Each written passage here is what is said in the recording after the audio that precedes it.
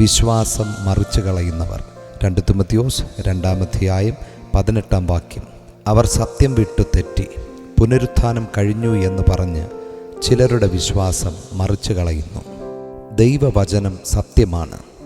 അതിൽ നിന്ന് അല്പമെങ്കിലും മാറിയാൽ നാം വഴിതെറ്റിപ്പോകും. ഇന്ന് ചെറുതായി തോന്നുന്ന ആത്മീയ വൈകൃതങ്ങൾ പിന്നീട് വലിയ അപകടത്തിലേക്ക് വഴിതെളിക്കുന്നു. ദുരുപദേഷ്ടാക്കന്മാർ വിശ്വാസികളിൽ ആശയക്കുഴപ്പങ്ങൾ ഉണ്ടാക്കുകയും അതിനാൽ ചിലർക്ക് എന്താണ് വിശ്വസിക്കേണ്ടത് എന്ന് അറിയാൻ കഴിയാതെ ആശയക്കുഴപ്പം ഉണ്ടാകുകയും ചെയ്ത സമയത്താണ് പൗലോസ് അപ്പോസ്തലൻ ഈ നിർദ്ദേശം വയ്ക്കുന്നത്. നമ്മുടെ വിശ്വാസം ഉറപ്പുള്ളതാണെങ്കിൽ ഒന്നിനും അതിനെ തകർക്കുവാൻ ഒരിക്കലും കഴിയില്ല.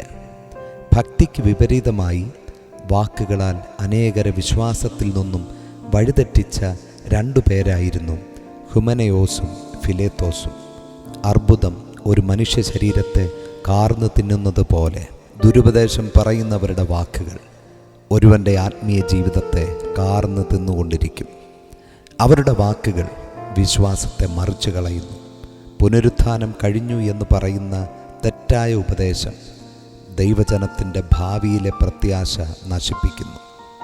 നിത്യജീവനിലുള്ള അവരുടെ വിശ്വാസത്തെ തകർത്ത് കളയുന്നു. പ്രിയമുള്ളവരെ, തെറ്റായ ഉപദേശം ഒരുവനിലെ പ്രത്യാശയെ തകർക്കുന്നു.